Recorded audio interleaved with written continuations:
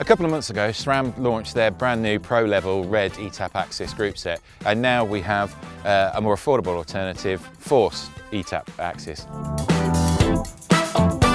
For those of you that don't know, Force is SRAM's equivalent of Ultegra. It's as red is Dura-Ace, obviously Force is that second tier, much more usable group for much more people. So we're just going to run you through all the features on new Force AXS, the great stuff that it shares with red, the changes they've had to make, and just give you a really good solid first look at the new group.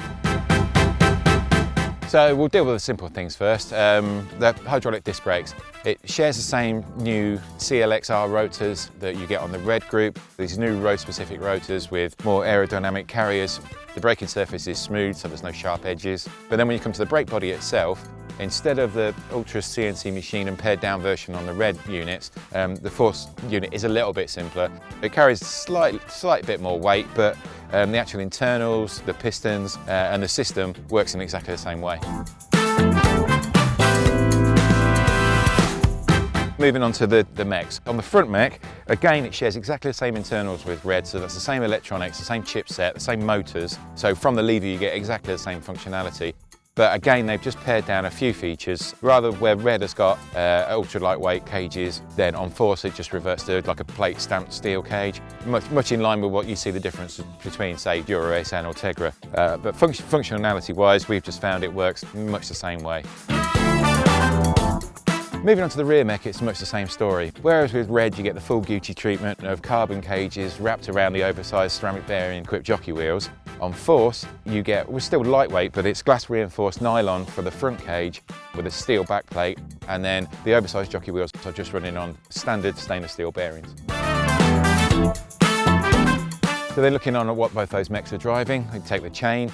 The chain still shares that really cool flat-topped chain, super narrow chain design that we first saw on red. But here, just to save a bit of expense on the manufacturing, they've gone to a solid pin rather than a hollow pin. What that actually means in the real world is that this chain weighs 16 grams more. And I don't know about you, 16 grams isn't a big factor in anything for me. Moving on to the rear cassette. On SRAM's top-end red cassettes, what you get are two one-piece machined pieces that are then put together, and into that cassette they insert like a little elastomer in between each spacing just to keep everything nice and quiet and smooth. On Force, what they've done is they've used the technology that they pioneered in mountain bikes with their pin dome design, and that's where each individual sprocket is separately manufactured and then pinned together. According to SRAM, it's slightly cheaper to produce.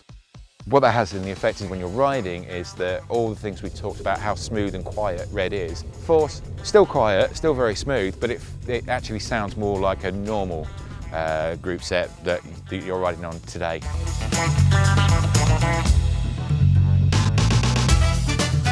On red, you've got this amazing one-piece engineered chainring, even to the point where the power meter was integrated into that one-piece chainring. But with Force, it's a much simpler story. They've gone for a much more traditional spider and separate chainring system. And as you can see on the chain set we've got fitted here, it is running a power meter.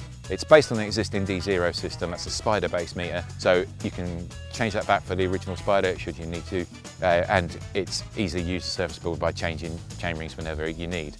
Carbon cranks here, not hollow like the red ones, but still a nice lightweight crank. It's when it comes to gearing where SRAM have made a real difference by their move to 12-speed. The XDR driver on the rear, which allows you to get a 10-tooth bottom sprocket, means that you can build cassettes that just have a much wider range than what we currently have. But also, it's the way that it gets between those gears. Across the board on all the cassettes, there's a minimum of 1 tooth jumps over 7 sprockets. That's a closer ratio than anything else on the market. That just means that those most usable gears, those gears you use all around, the ones sort of based around the 16 tooth, the smooth transition between them all, just brilliant. But then of course with all eTap AXS groups, you have cross-compatibility with the mountain bike system, and there are a myriad of one-by options as well. So the final thing to note on the gearing is the chainring options. On red, there are 3 options with an equivalent of a 5339, a 5236 and a 5034. For Force, they've dropped the 5339 just because they see that as a pro-only choice. So for the more general user out there, 5339, never really that much of an option. So we're not particularly sad that that's been lost on Force. So then the final piece in the puzzle is the shifters. It's exactly the same design as the new Red. It's got the same ergonomics, the same shaping. The main differences are basically that on the lever, on Red, it's full carbon. Here, it's glass reinforced nylon. Again, adds a little bit of weight, but functionality-wise, exactly the same. But the interesting thing with the shifting on the eTap AXS is just how tunable it is to the user. With the companion AXS app, either on iOS or on Android, you can just directly communicate with the system, which means you can check battery levels in the shifters, you can check battery levels in the Mech, you can even check the battery levels in the power meter if that's the option you've got. But you can also tune a lot of what's going on. So you can allocate the buttons to whatever shift function you want.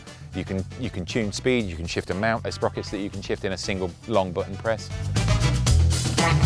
But then you've also got 2 levels of automation. There's like a fully automated system, which means you only ever shift on the rear Mech, just shifting up and down, and then the system will decide for you and it will automatically change at the front. And then the one that we've been experimenting with and been really enjoying is actually compensation shifting. So that means you still handle all of the shifts, but whenever you shift the front chainring, it will automatically compensate at the back. Now that's be it 1 sprocket or 2 sprockets in either direction. So that just means when you're climbing and you want to drop down into your lower gear range, it will just ensure that you hit that very next smooth gear.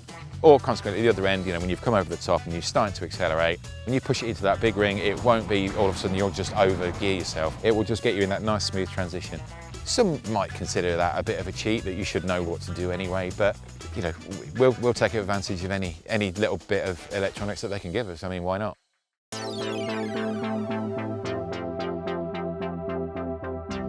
So just to round up our first look, first ride on new Force eTap. We've only had the bike for a couple of weeks, but we are keeping this on as a long-term. So we're going to give it a thoroughly good test, which we will report back on. But the first impressions are really good. You're getting pretty much 95% of the performance you get from Red.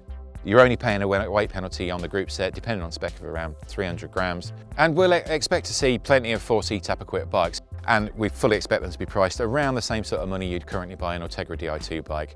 But you will find an Ultegra Di2 bike's cheaper because Shimano is still an 11-speed system, so there's a myriad of options out there, either from lower level Shimano, so you could get a 105 cassette, a 105 chain on an Ultegra Di2 bike and it would still work absolutely fine. But because this is a complete new family of components, you're only ever on a Force eTap bike going to have Force eTap components.